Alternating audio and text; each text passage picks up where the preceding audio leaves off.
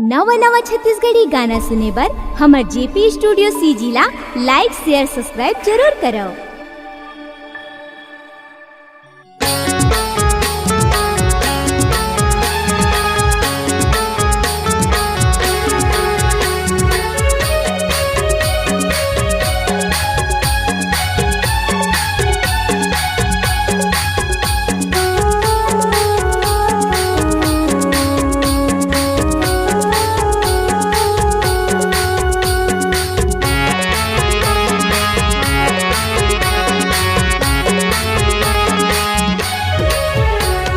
चरण के धुरल बाबा हो,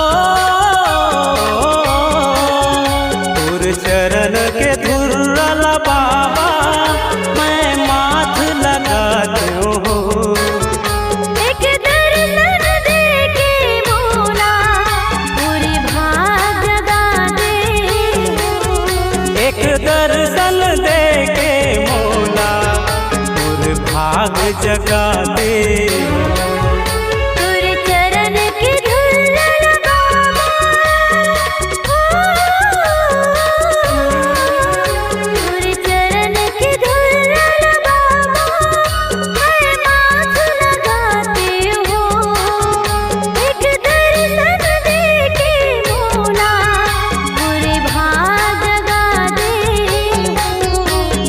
दर्शन दे के मोला मोर भाग जगा दे।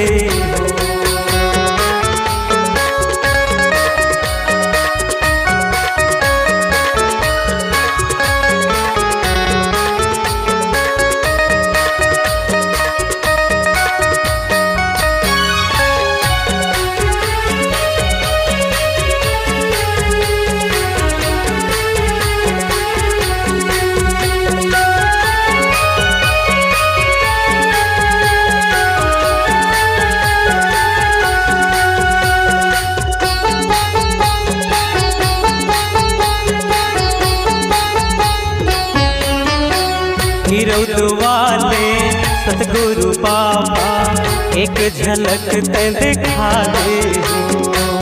तर जाही मोर कंचन काया और तरस ला पाते हो। तर जाही मोर कंचन काया और तरस ला पाते हो।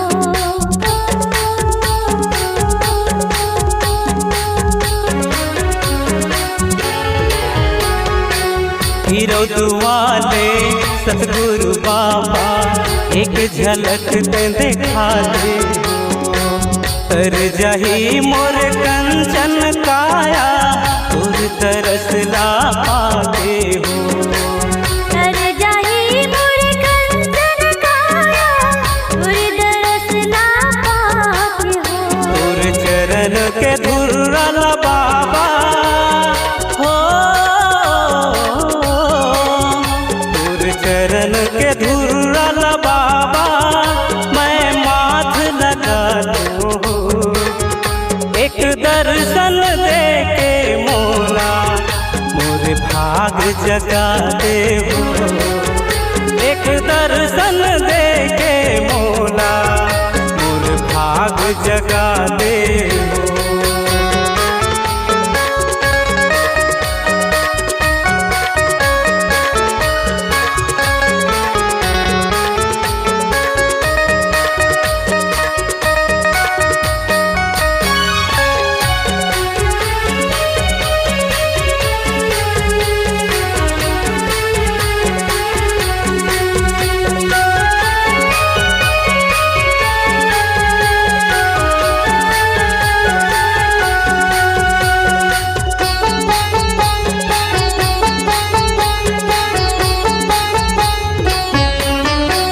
सतनाम के भक्ति माँ बाबा मूल तैं लगा दे हो।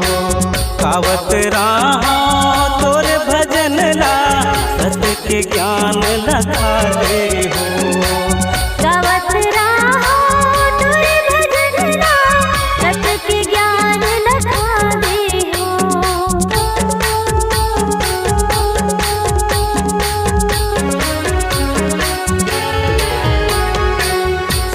सतनाम के भक्ति में बाबा मोला लगा दे हो। गावत रहा तोर भजन ला सत के ज्ञान लगा दे हो। गावत रहो तोरे भजन ला सत के ज्ञान लगा दे हो। तोरे चरण की धूल लगावा तोरे चरण की धूल लगावा मैं माथ लगाते हो। एक दर्शन दे के मोला मोरे भाग जगा दे हो। एक दर्शन दे के मोला मोर भाग जगा दे हो। तोरे चरण की धूल लगावा तोर चरण के धूल बाबा मैं माथ लगा दो हो। एक दर्शन दे के मोला मोरे भाग जगा दे। एक दर्शन दे के मोला मोर भाग जगा दे हो। एक दर्शन दे के मोला मोरे भाग जगा दे हो। एक दर्शन दे के मोला मोर भाग जगा दे हो। मोरे भाग जगा दे हो। मोर भाग जगा